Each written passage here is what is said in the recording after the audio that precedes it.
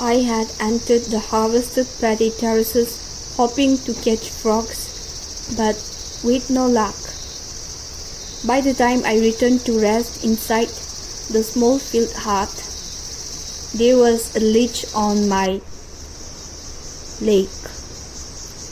As I sat there resting, I captured the golden paddy fields stretched across the terraces, some already harvested, while others still stood, waiting to be fully ripened beneath the sunlight, waiting to be reaped. The mountains rested quietly beyond the fields, while cicadas filled the air with their nostalgic chorus. Nearby, orange marigold flowers swayed gently in the wind outside our little hut. My mother and a friend are searching through the harvested paddy stubble for frogs.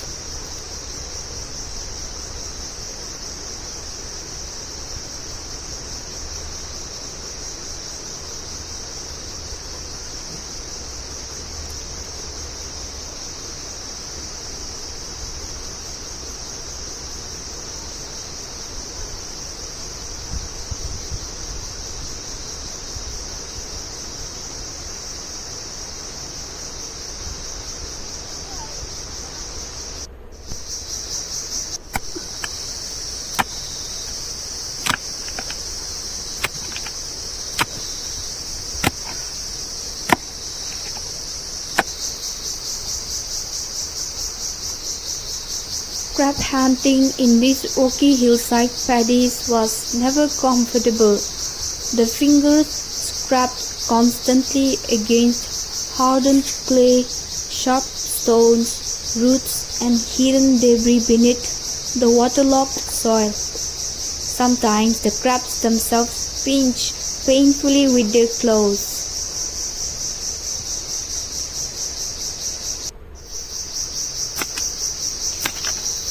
My mom, even in her 50s, she could crouch effortlessly into muddy spaces and slide her hands into narrow holes smaller than her wrists.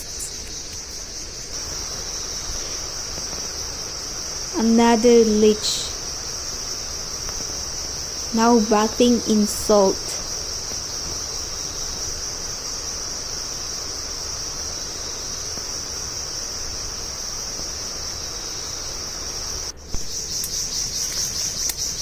A small scrap running through the freshly dug soil.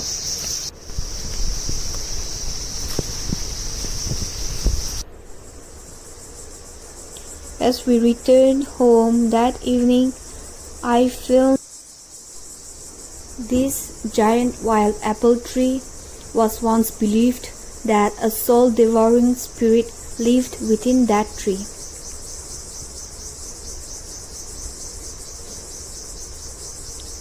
These are ancient monolith stones by our ancestors, a symbol of honor, generosity, and feast giving.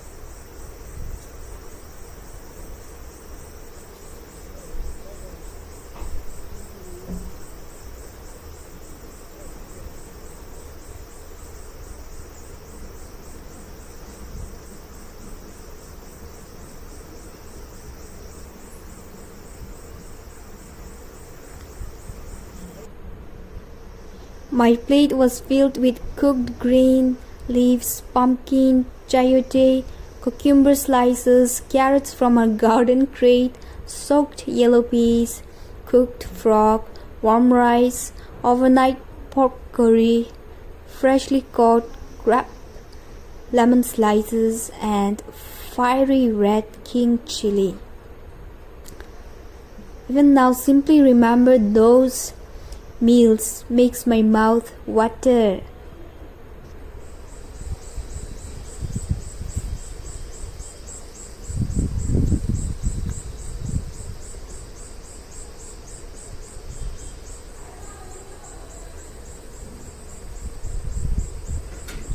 The following day we moved to another terrace for paddy harvesting.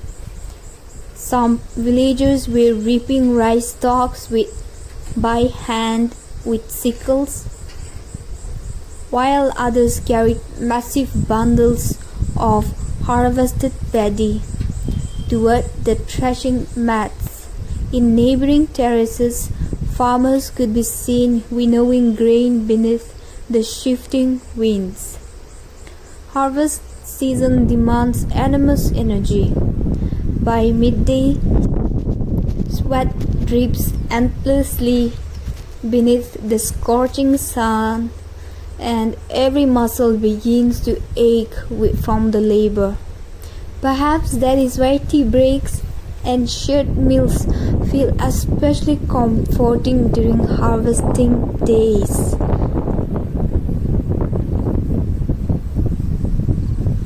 The strong sunlight also allowed farmers to dry freshly harvested grains directly on tarpaulins across the terraces before carrying them home for long-term storage.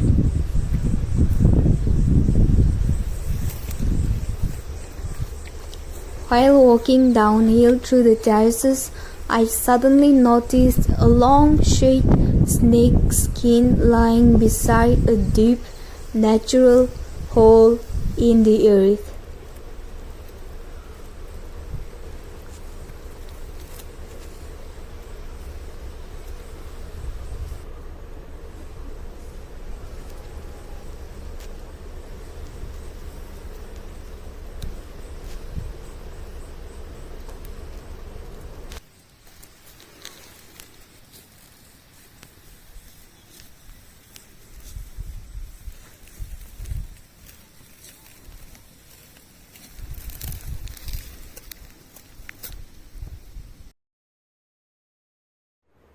Another special moment from that season was on the 24th of October, when my young niece had a sickle for the very first time and joined the harvest by reaping paddy alongside the elders.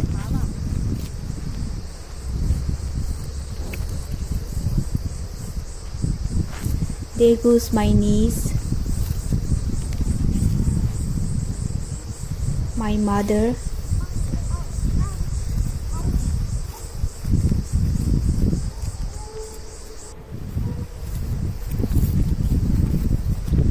my brothers continued threshing rice, while village sounds drifted across the valley winds. Tall feathery grasses bent softly beneath the open skies while clouds moved slowly beyond the mountains.